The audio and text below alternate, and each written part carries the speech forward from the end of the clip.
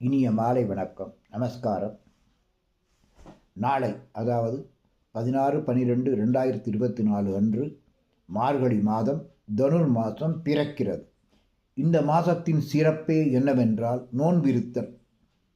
நோன்பு என்றால் என்ன என்றால் சரணாகதி அடைதல் என்று பொருள் கொள்ளலாம். அவை எது வேண்டுமானாலும் இருக்கலாம், யாரை குறித்து வேண்டுமானாலும் நோன்பு இருக்கலாம்.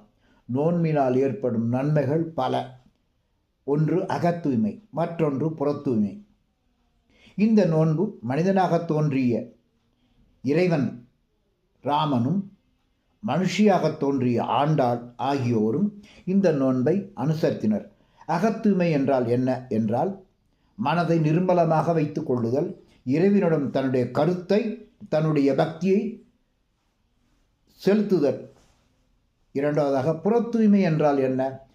காலையிலே எழுந்திருந்து அங்கம் துலக்கி நீராடி சமய சின்னங்கள் அணிந்து கோவிலுக்கு சென்று இறைவனை வழிபட்டு அதன் மூலம் நோன்பிருக்கலாம். ஆண்டாள் நாச்சியார் மார்கழி நோன்பை திருப்பாவை என்னும் பக்தி பாடல் தொகுப்பை இந்த பூ உலகுக்கு சமர்ப்பித்து மனிதம் இனம் உன்னத நிலையை அடைய வழிவகுத்தார். எல்லாவற்றிற்கும் மேலாக நான் வணங்கும் ஸ்ரீராமன் நோன்பிருந்தார். அது என்ன, எப்படி என்று கேட்கிறீர்களா? அதாவது சரணாகதி அடைந்தார். யாரிடம்? சமுத்திரராஜனிடம். யாரிடம் வேண்டுமானாலும் தஞ்சம் அடையலாம். அவன் வலியவனோ எளியவனோ ஏழையோ பணக்காரனோ யார் வேண்டுமானாலும் திறமை இருக்கும் இடத்தில் நாம் தஞ்சமடைந்தால் நிச்சயமாக நம்மை காப்பாற்றுவார் இறைவன். இதனால் பிறரிடம் தஞ்சமுக வேண்டியது என்ற ஆணவம் ஒழிக்கப்படுகிறது. இப்பொழுது உங்களுக்கு வால்மீகி முனிவர் அருளிய ராமாயணத்தில் கூறப்பட்டுள்ள ஸ்ரீராமர் சமுத்திரராஜனிடம் பணிந்த விதம் பற்றி கூற விழைகின்றேன். ராமபிரான் கிழக்கு நோக்கி கைகளை குவித்தவாறு படுத்தார். மணலும் கல்லும் நிறைந்துள்ள கடற்கரையில் தர்ப்பை புற்களை பரப்பினார். தான் பிறரிடம் தஞ்சம் புக வேண்டிய உள்ளதே என்ற ஆணவத்தை ஒழித்தார். வலது புஜம் ராமருக்கு தலைமையாக அமைந்தது. அந்த புஜம் என்ன பெருமை படைத்தது என்பது உங்களுக்கு தெரியுமா? பல பணிப்பெண்கள் சந்தனம் பூசி அணிகளை அணிவித்து மகிழ்வு பெறுவதற்கு காரணமாக இருந்த புஜம் காக்குஸ்தன் என்றும் சொல்வார்கள். தோல் வலிமை படைத்தவர். தோல் கண்டார் தோளே கண்டார் என்ற வார்த்தை கம்பராமாயணத்தில் உள்ள பாடலை நீங்கள் நினைவு கூறுங்கள். ஜானகி தேவியின் உள்ளத்தில் வகையை தோற்றுவித்த புஜம் தோல் கண்டார் தோளே கண்டார். கோட்டை கதவை போலவும் நாகராஜனை போன்றும் முழங்கால் வரை தொங்கும் புஜம். இதெல்லாம் ராமனுடைய உடல் அமைப்பின் வர்ணனையை உங்களுக்கு சொல்கிறேன். நுகத்தடியை போன்று இருக்கும் புஜம். எண்ணற்ற பசுக்களை எளியோருக்கு தானம் வழங்கிய புஜம். இந்த புஜம் தற்போது புதுமுறை, அதாவது தலையணையாக மாறியது. சரி, ஏன் ஸ்ரீராமன் விரதம் மேற்கொண்டார் என்று அறிவது இயற்கை. கடலை கடந்து லங்கை சென்று சீதா பிராட்டியை மீட்டு வர வேண்டும் என்றால் கடலுக்கு சொந்தக்காரனான சமுத்திரராஜன் தயவின்றி நடக்காது. அதுவும் வானரப்படைகளுடன் அக்கறை சென்று மீட்டு வர வேண்டும். எதிரியாக இருந்தாலும் நண்பனாக இருந்தாலும் உரிய முறையில் அணுகி அனுமதி கேட்க வேண்டும். எத்தனை முறை அழைத்த போதிலும் சமுத்திரராஜன் தோன்றவில்லை. 4 உபாயங்கள் உண்டு, 4 வழிகள் உண்டு.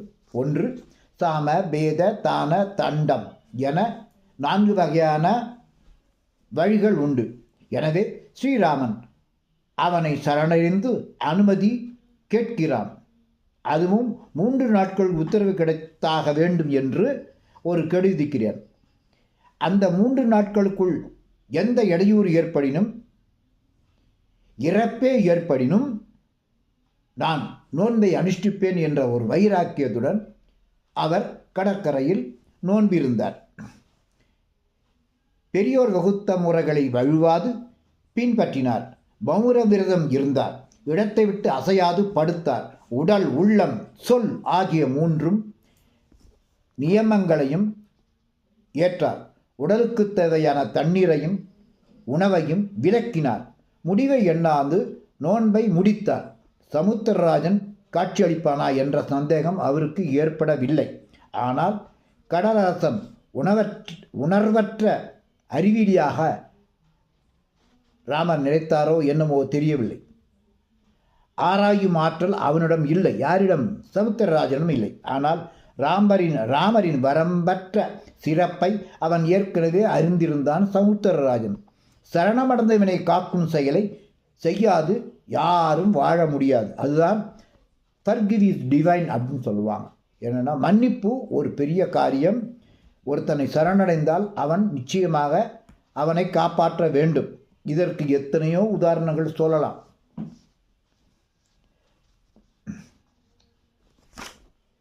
சமாதான முறையை அறிய விரும்பாதவனும் அவன் அறிந்த வழிகளில் பேச வேண்டும். ஆகவே வேறு முறையில் செயல்படுத்திட விரும்பினார்.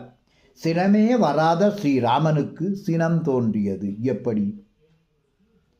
இருங்கள், அதற்கு முன் கம்பருடைய கம்பராமாயணம் பாடல் 6592 நோக்குங்கால் சமுத்திரராஜன் எனப்படுகின்ற வருணனை மந்திரம் மூலம் தியானித்தார்.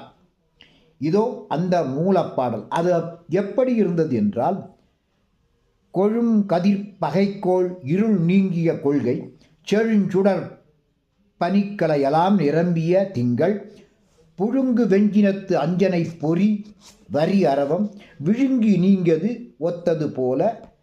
ஒத்தது வேலை சூழ்ஞானம் தருண மங்கையை மீட்பது ஓர் நெறிதருக என்னும் பொருள் நயந்தி நன்னூல் நெறி அடுக்கிய புள்ளில் கருணை கடல் கிடந்தனன் கருங்கடலை நோக்கி வருணமந்திரம் எண்ணினான் விதிமுறை வணங்கினான். பின் அப்படி நோன்பு அனுசரித்தாலும் சமுத்திரராஜன் தோன்றவில்லை. அதற்கு என்ன செய்தார் ஸ்ரீராமன் எவ்வாறு கோபம் கொண்டான் என்பதை 6595 என்ற பாடலில், கம்பராமாயண பாடலில் நீங்கள் அறிந்து கொள்ளலாம். ஊற்றம் மிக கொண்ட வேலையாள் உண்டு இல்லை என்னும் மாற்றம் ஈக்கவும் பெற்றிலம் யாம் எனும் மனத்தால் ஏற்றம் மீக்கொண்ட புனலிடை எரிமுளைத்தென்னச் சீற்றம் மீக்கொண்டு சிவந்தன தாமரை செங்கன். இந்த பாடல் நோக்கும் பொழுது புனலிடை என்றால் தண்ணீர், அதன் நடுவே எரிமுகத்து போல, எரி என்றால் நெருப்பு. என்றாவது குளிர்ச்சியில் நெருப்பு தோன்றுமா? ஆனால் தோன்றியது. ஏன்? வஞ்சகர் வீழ வேண்டும் என்ற சீரிய நோக்கினை அதன் தடை ஏற்படும் காலத்து தன்னை அறியாமல் சினம் தோன்றுவது இயல்பே. வெகுநேரம் சமாதான வழியில் கேட்டுக்கொண்ட போதும் வருணராஜன் வராதால் சினம் வந்தது. எனவே இப்பொழுது நீங்கள் கம்பராமாயண பாடம் 6606 பாருங்கள். பெரிய மால்வரை ஏழினும் பெரிவரி பெற்ற வலிகொள் வெஞ்சிலை வளர்ப்பிறையும் என வாங்கி திரிவினிற்பன யாவையும் முடிவினில் தீர்க்கும் எரியும் மும்மடி கொடியன் சுடுசரம் எய்தான். என்ன செய்தான் என்றால், இவ்வளவு அழைத்தும் வரவில்லை, கெஞ்சியும் வரவில்லை. எனவே ராமபாணத்தை எடுத்தார். அந்த அம்பு எடுத்தால் ஏற்பட்ட விளைவுகள் கம்பர் மிக அழகாக வர்ணிக்கிறார். இது எவ்வாறென்றால், சாது மிரண்டால் காடு கொள்ளாது என பழமொழியினை நிரூபித்தது. இதுபோல பல நிகழ்வுகள் நிகழ்ந்த பின் தோன்றினான் வருணனான சமுத்திரராஜன். பின் ராமனிடம் அடைக்கலம் கொண்டான். அதன் விவரம் காணுக. நவை அரும் உலகிற்கு எல்லாம் நாயக என்று ஸ்ரீராமனை போற்றுகிறார். நீயே சீனின் கவயம் நின் சரணம் அல்லால் பிரிது ஒன்று கண்டது உண்டோ?